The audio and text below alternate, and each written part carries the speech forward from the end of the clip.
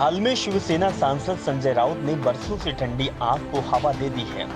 राउत ने खुलासा किया कि पूर्व प्रधानमंत्री इंदिरा गांधी के मुंबई डॉन से अच्छे रिश्ते हुआ करते थे। राउत ने दावा किया कि इंदिरा गांधी मुंबई से पुराने डॉन करीम लाला से मिलने आती थी। अब इस बीच मुंबई के डॉन लगातार सुर्खियों में है। करीम लाला जिस शख्स के अंडर काम करता था, आज आप उसको जानेंगे। हम आपको उसकी कहानी सुनाने जा रहे हैं कि कैसे एक मामूली साइकिल मरम्मत की दुकान चलाने वाला मस्तान एक दिन लंबी गाड़ियों में घूमेगा और पूरी मुंबई उसके इर्द गिर्द घूमेगी, उस पर फिल्में बनेगी। इस डॉन की आगे सिर्फ देश की प्रधानमंत्री इंदिरा गांधी बल्कि पूरा बॉलीवुड संपर्क में रहता था। हाजी मस्तान की डॉन से देवता बनने की कहानी काफी दिलचस्प है। बात साल 1926 की है। हाजी मस्तान तमिलनाडु का रहने वाला था। जब वो 8 साल का था तभी मुंबई पहुंचा था और काम धंधा शुरू कर दिया था। पहले साइकिल की दुकान खोली, फिर डॉन पर कुली बन गया। यानी डॉन जो था उस पर कुली वो बन गया। यहाँ उसकी दोस्ती एक अरब शेख गालिब से हुई तो वह तस्कर था। इस अरब शेख ने मस्तान की किस्मत पलट दी। बात साल 1926 की है। हाजी मस्तान तमिलनाडु का रहने वाला था। जब वो 8 साल का था तभी मुंबई पहुंचा था और काम धंधा शुरू कर दिया। पहले साइकिल की दुकान खोली और फिर डॉग पर कुली बन गया। यहाँ उसकी दोस्ती एक अरब शेख गालिब से हुई तो तस्कर था। इस अरब शेख ने मस्तान की किस्मत पलट दी। दरअसल गालिब जब 3 साल जेल की सजा काट कर वापस लौटा, उसके पास एक फूटी कौड़ी भी नहीं थी। मस्तान गालिब को मदनपुरा की एक झोपड़ी में ले गए, जहां उन्होंने उसे वो सोने के बिस्किट से भरा लकड़ी का बक्सा दिखाया, जो अभी तक खोला तक नहीं गया था और उनके पास सुरक्षित था। गालिब सोने के बिस्कुटों से भरा बक्सा देखकर अवाक रह गया। गालिब ने पूछा, तुम चाहते तो इन बिस्कुटों को लेकर फरार हो सकते थे। दरअसल गालिब जब 3 साल जेल की सजा काटकर वापस लौटा, उसके पास एक फूटी कौड़ी भी नहीं थी। मस्तान गालिब को मदनपुर की एक झोपड़ी में ले गए, जहां उन्होंने उसे वो सोने की बिस्कुट से भरा लकड़ी का बक्सा दिखाया, जो अभी तक खोला नहीं गया था और उसके पास सुरक्षित था। गालिब सोने के बिस्कुटों से भरा बक्सा देखकर अवाक रह गया। गालिब ने पूछा, तुम चाहते तो बिस्कुटों को लेकर फरार हो सकते थे। मस्तान ने जवाब दिया, मेरे पिता ने मुझे सिखाया था कि तुम हर एक से बच सकते हो, लेकिन ईश्वर से कभी नहीं। ये सुनते ही गालिब की आंखों में आंसू आ गए। उसने कहा कि मैं इस बक्से को तभी स्वीकार करूंगा अगर तुम इसको बेचकर मिलने वाले रकम का आधा हिस्सा मुझसे लोगे और इस पेशे में मेरे पार्टनर बन जाओगे। मस्तान मान गए और इस बक्से ने हाजी मस्तान की जिंदगी बदल दी और वो रातों रात लखपति बन गए। यहीं से मस्तान की तस्कर वाली जिंदगी शुरू हो गई। मस्तान ने जवाब दिया, मेरे पिता ने मुझे सिखाया था कि तुम हर एक से बच सकते हो, लेकिन ईश्वर से नहीं, और यही चीज उसको काम आई। मुंबई अंडरवर्ल्ड पर चर्चित किताब डोंगरी टू दुबई के लेखक एक हुसैन जैदी बताते हैं कि मस्तान की इज्जत और इजाफा तब हुआ जब उन्होंने मजगांव डाक पर कुलियों से हफ्ता वसूल करने वाले स्थानीय गुंडे शेर खां पठान की पिटाई करवा दी। बाद में अमिताभ बच्चन की मशहूर फिल्म दीवार में इस दृश्य को फिल्माया गया था।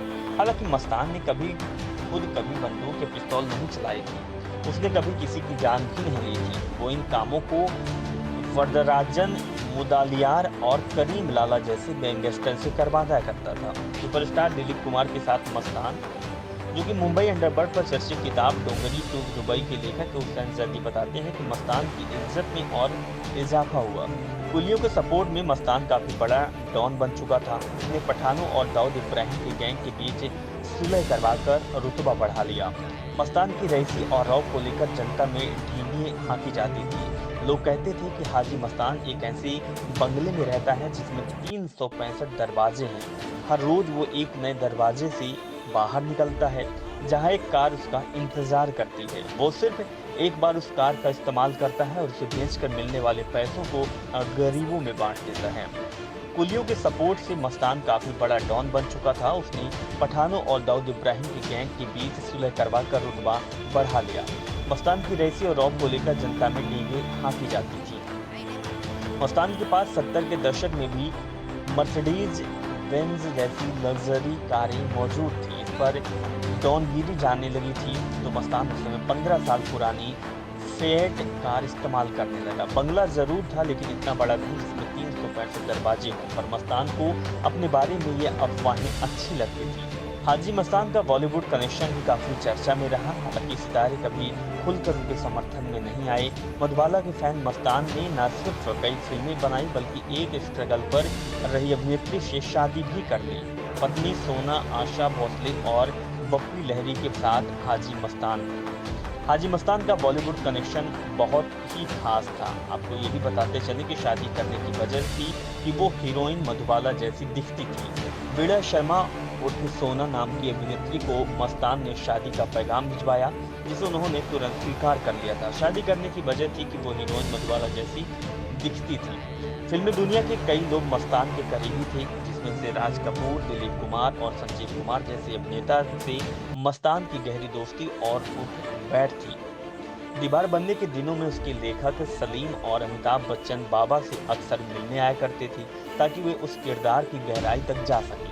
अगर कोई डॉन मस्तान से अंग्रेजी में बात करता था तो वो उससे बार बार या कहा करते थे। अब हम बात कर रहे हैं हाजी मस्तान पूरी मुंबई पर राज करने कैसे लगा। तब 1974 में इंदिरा गांधी ने हाजी मस्तान को पहली बार मीसा के अंतर्गत गिरफ्तार करवाया था। 1975 में आपातकाल के दौरान ही हाजी मस्तान को सलाखों के पीछे रखा गया। जेल से छूटने के बाद मस्तान ने जयप्रकाश नारायण से मुलाकात की और राजनीति में आ गए। उन्होंने दलित मुस्लिम सुरक्षा महासंघ नाम की एक पार्टी भी बनाई। हाजी मस्तान पूरी मुंबई पर राज करने लगा। तब 1974 में इंदिरा गांधी ने हाजी मस्तान को पहली बार मीसा के अंतर्गत गिरफ्तार करवाया था। 1975 में आपातकाल के दौरान वह हाजी मस्तान के सलाखों के पीछे रखा गया था। जेल से छूटने के बाद मस्तान ने जयप्रकाश नारायण से मुलाकात की और राजनीति में आ गए। उन्होंने दलित मुस्लिम सुरक्षा महासंघ नाम की पार्टी बनाई। वो अपने साथ को धोने लग गए और डॉन से देवता बनने की हर कोशिश की। हज यात्रा करने के बाद अपने नाम के आगे हाजी लगा दिया। दलित मुस्लिम एकता की बातें की। मस्तान ऑल इंडिया दलित मुस्लिम सुरक्षा महासंघ का अध्यक्ष बनाए गए। राजनीति में उतरने के बाद जनता को संबोधित करते हुए डॉन मस्तान वे अपनी साख को धोने में लग गए और डॉन से देवता बनने की कोशिश करने लगे। 9 मई 1994 को 68 साल की उम्र में मुंबई में इस डॉन की दिल का दौरा पड़ने से मौत हो गई। हालांकि फिल्मी हस्तियों में से कोई शोक समारोह में नहीं गया। एक बात और, film once upon a time in Mumbai में अजय देवगन ने हाजी मस्तान का किरदार भी निभाया है। 9 मई 1994 में हाजी मस्तान की जान चली गई थी। हार्ट अटैक आने की वजह से मस्तान इस दुनिया से अलविदा हो गया था।